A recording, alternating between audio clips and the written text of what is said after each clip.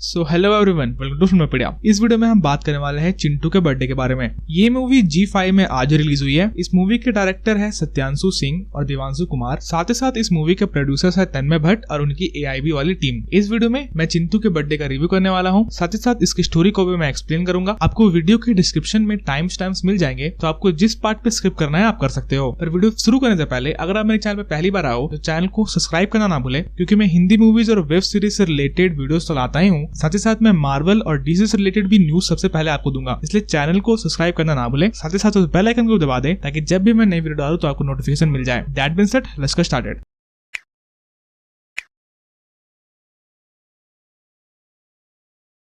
सो चिंटू का बर्थडे, आपने ये मूवी शायद ही बॉलीवुड में कहीं देखी होगी। ये मूवी एक बहुत ही अच्छे कॉन्सेप्ट के साथ आती है, बहुत ही यूनिक है। अगर आप इस मूवी को कंपेयर करना चाहो तो आप इसे कंपेयर कर सकते हो पिछले साल आई जोजो रैबिट से, या फिर आप कह सकते हो कि ये इंडिया में बनी जोजो रैबिट की तरह है। मतलब जोजो रैबिट में जो आपको फीलिंग आती है लास्ट में, जोजो रैबिट जो ह्यूमन वैल्यूज आपको सिखाना चाह रहा है, वैसा ही सिमिलर काम ये मूवी करती है। इस मूवी को वैसे तो 2018 में रिलीज होना था, पर AIB की कंट्रोवर्सी के कारण ये मूवी अभी 2020 में रिलीज हो रही है। और अगर आप तन्मय भट्ट की यूट्यूब चैनल को फॉलो करते हो तो आपको पता होगा कि वो कितने अच्छे तरीके से इस मूवी को प्रमोट कर रहे हैं। अब मुझे लगता है कि इस मूवी को और भी प्रमोशन मिलना चाहिए, क्योंकि बॉलीवुड में मसाला मूवीज के अलावा हमें और भी कोई मूवीज देखने को नहीं मिलती है। और अगर उन मसाला मूवीज से हम कंपेयर करें तो ये मूवी बहुत ज्यादा रिफ्रेशिंग है। ये मूवी एक बहुत ही छोटी मूवी है, मतलब 1 घंटे 20 मिनट की सिर्फ ये मूवी है, पर इतने ही टाइम में ये मूवी हमें बहुत सारे ह्यूमन वैल्यूज के बारे में सिखा देती है। इस मूवी में चिंटू के पापा का रोल और लीड रोल प्ले किया है विनय पाठक ने, जो कि एक मदन लाल तिवारी का रोल प्ले करते हैं। ये मूवी हेविली उनके ऊपर डिपेंड करती है और उनकी एक्टिंग के ऊपर डिपेंड करती है, और एक भी बार वो हमें डिसअपॉइंट नहीं करते हैं। हर एक सीन में विनय पाठक ने बहुत ही अच्छे तरीके से अपने कैरेक्टर को निभाया है, और कुछ ऐसे सीन्स भी है मूवी में जहाँ पे आप उस कैरेक्टर को देख के रोने भी लगोगे। बाकी सारे फैमिली मेंबर्स ने भी बहुत ही अच्छे तरीके से अपने रोल को निभाया है। बात करो आप चिंटू की नानी की, या फिर चिंटू की मम्मी की, या चिंटू की बहन की, सब ने एक्टिंग काफी अच्छे तरीके से की है। साथ ही साथ 2 अमेरिकन सोल्जर जो हमें मूवी में दिखाए हैं, उन्होंने भी काफी अच्छा काम किया है। कोई भी आपको वियर्ड एक्सेंट देखने को नहीं मिलेगी इस मूवी में। वो दोनों बहुत ही नॉर्मली बात करते हैं फैमिली से और काफी कन्विंसिंग लगते हैं एज सोल्जर्स। तो चलिए अब इस मूवी की स्टोरी के बारे में बात करते हैं। इस मूवी की स्टोरी के बारे में बात करते समय मैं कुछ स्पॉयलर्स भी आपको बताने वाला हूं, इसलिए अगर आपने मूवी अभी तक नहीं देखी है तो इस वीडियो को आगे देख के फायदा नहीं है, क्योंकि मैं आपके लिए इस मूवी को रूइन करने वाला हूं। और मैं नहीं चाहता कि आपका इस मूवी को देखने का एक्सपीरियंस खराब हो, इसलिए आप जाइए उस मूवी को एंजॉय कीजिए, उसके बाद आके वीडियो देखिए। तो चलिए अब इस मूवी की स्टोरी और एंडिंग के बारे में बात करते हैं। तो स्टोरी बेसिकली ये है कि इस मूवी में हमें एक बिहारी फैमिली दिखाई गई है जो कि इराक में फंसी हुई है उस टाइम पे जब अमेरिका ने इराक को इन्वेड किया था सद्दाम हुसैन को हराने के लिए। और सवाल ये है कि वो फैमिली वहां पे फंसी हुई क्यों है। तो बेसिकली होता ये है कि विनय पाठक का कैरेक्टर एक वाटर प्यूरिफायर का सेल्समैन होता है, जो कि पहले इंडिया से नेपाल जाता था वाटर प्यूरिफायर्स को बेचने। पर जब उसी कंपनी को पता चलता है कि इराक में बहुत ही ज्यादा वाटर क्राइसिस हो रखी है और वहां पे अगर वो अपना बिजनेस बढ़ाएंगे तो उन्हें काफी ज्यादा फायदा होगा, तब वो विनय पाठक के कैरेक्टर को वहां पर वाटर प्यूरिफायर्स बेचने को भेजते हैं। और जब वहां पे वाटर प्यूरिफायर का बिजनेस अच्छा से चलने लगता है तो विनय पाठक की फैमिली भी वहां आ जाती है। पर उसी दौरान अमेरिका इन्वेड कर देती है इराक को और उस फैमिली के लिए सब कुछ बदल जाता है। वो फैमिली कोशिश करती है कि वो किसी तरीके से इंडिया पहुंच सके, पर उनके साथ ट्रेजेडी ये हो जाती है कि उनके पास इंडिया का नहीं बल्कि नेपाल का वीजा रहता है, जिसके कारण इंडियन एम्बेसी भी उनकी मदद नहीं कर पाते हैं। तो इंडियन एम्बेसी को लगता था, या फिर इंडिया में लगता था कि सारे इंडियन जो कि इराक में रहते थे वो वापस आ गए, पर ऐसा नहीं था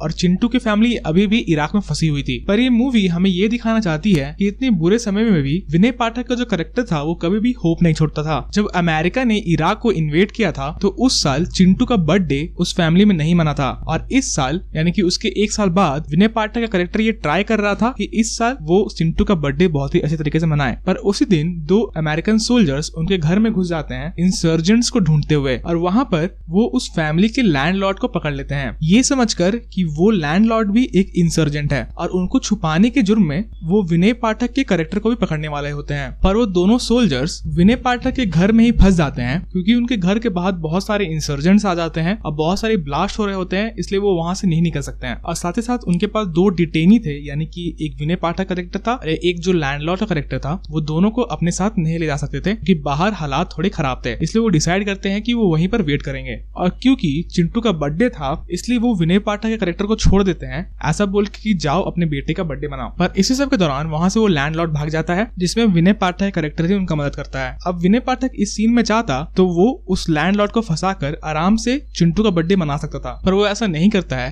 क्योंकि उसे पता था कि वो लैंडलॉर्ड एक अच्छा आदमी है और उसके मोराल्स इतने हाई थे, यानी कि चिंटू के पापा के मोराल्स इतने हाई थे कि वो किसी इनोसेंट को फंसा नहीं सकता था। वो उस सोल्जर को ये भी बताते हैं कि कैसे सदाम हुसैन ने उस लैंडलॉर्ड के पूरे फैमिली को मार दिया था और वो लैंडलॉर्ड एक इंसर्जेंट नहीं है जैसा कि वो सोल्जर समझ रहे हैं। इसी की सिमिलर कुछ मूवी के एंड में होता है जब हम देखते हैं कि चिंटू के पास से उन सोल्जर्स को कुछ ऐसे डीवीडीज मिलते हैं जो कि टेररिस्ट ऑर्गेनाइजेशन से बिलोंग करते थे और टेररिस्ट ऑर्गेनाइजेशन की आइडियोलॉजी को प्रमोट करते थे। उसी के बाद उनमें से एक सोल्जर पूरा पागल हो जाता है, वो विनय पाठक के कैरेक्टर को मारता है, उनका पूरा घर तहस नहस कर देता है, पर फिर भी विनय पाठक का कैरेक्टर उन्हें नहीं बताता है कि वो डीवीडीज कहां से आई। इंस्टेड वो ये एग्री कर लेता है कि वो सोल्जर्स उसे अरेस्ट कर ले, पर सिर्फ उसे 10 मिनट दे अपने बेटे का बर्थडे मनाने के लिए। मूवी की शुरुआत में हमें ये बताया जाता है कि वो डीवीडीज चिंटू को उसके फ्रेंड ने दी थी, वही फ्रेंड जो चिंटू के घर आता है उसके बर्थडे के लिए। विनय पाठक कैरेक्टर चाहता तो उस बच्चे को भी फंसा सकता था उस समय और चिंटू का बर्थडे बहुत ही अच्छे तरीके से मना सकता था, पर वो ऐसा नहीं करता है क्योंकि उसे पता था कि अगर वो उस बच्चे को फंसा देता है तो वो बच्चा शायद मर भी जाए। इससे हमें विनय कुमार के कैरेक्टर के बारे में और भी काफी कुछ पता चलता है। हमें ये पता चलता है कि वो कितना मॉरल्स को फॉलो करने वाला आदमी था और उसका कैरेक्टर ह्यूमन लाइफ को कितना ज्यादा इंपॉर्टेंट समझता है। साथ ही साथ वो अपने फैमिली को भी हर्ट नहीं करना चाहता था, इसलिए वो रिक्वेस्ट करता है कि सिर्फ 10 मिनट उसे मिले ताकि वो अपने बेटे को खुश कर सके। इन्हीं सारी चीजों को देखकर उस अमेरिकन सोल्जर का हार्ट चेंज हो जाता है और वो समझ जाता है कि ये फैमिली कोई इंसर्जेंट फैमिली नहीं है, बस ये फैमिली एक गलत जगह फंस गई है। इसलिए वो सोल्जर्स उन सबको वहीं पर छोड़ के चले जाते हैं और विनय पाठक के कैरेक्टर को अरेस्ट नहीं करते हैं। इसके बाद हम देखते हैं कि चिंटू का बर्थडे अच्छे तरीके से मन जाता है और वो सारे लोग सोने चल जाते हैं और मूवी यहीं एंड हो जाती है। हमें ये पता नहीं चलता है कि वो अपने घर इंडिया पहुंचे या नहीं और शायद उसका जरूरत भी नहीं था, क्योंकि ऐसी मूवीज हमें सोचने को मजबूर करती है, उन कैरेक्टर्स के बारे में सोचने को मजबूर करती है जो कि इतने खराब कंडीशन में होकर भी अपने फैमिली को बिल्कुल भी दुखी नहीं करना चाहते हैं और इतने खराब कंडीशन में होकर भी इतने ह्यूमन वैल्यूज को नहीं छोड़ते हैं। बहुत सारी ऐसी मूवीज होती हैं जो कि सिर्फ एंटरटेनमेंट के लिए होती हैं और आप उन मूवीज को देखने के बाद उन्हें याद भी नहीं रखते हो, पर चिंटू का बर्थडे